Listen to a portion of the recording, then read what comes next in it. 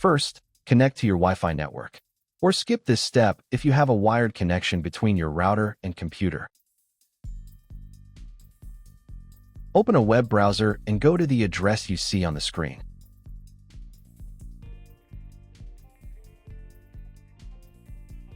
And press Enter. If none of these addresses worked, then find the address printed on a label on the back or bottom of your router. If this address also did not work, then watch my other video where I show how to find the correct IP address of the router and then return to this video. All links are in the description. After entering the correct address, you will be taken to the login page. Here, you'll need to type in your router's username and password. For most NETGEAR routers, the default username is admin, and the default password is password. After entering your login details, click this button.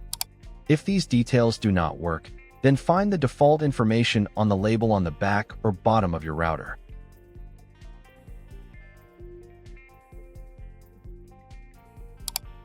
If nothing works, you will need to reset the router to its factory settings and set it up again from scratch.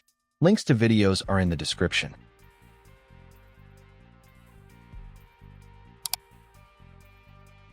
Done. You are now in the router's admin panel.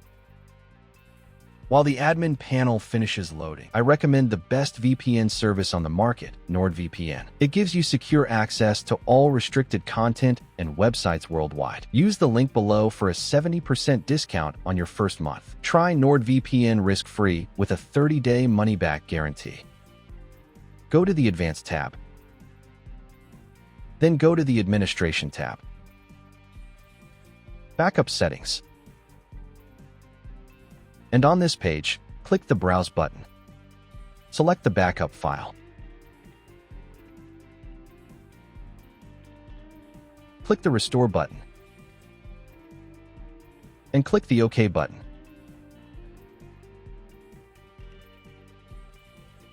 Wait a couple of minutes until the settings take effect.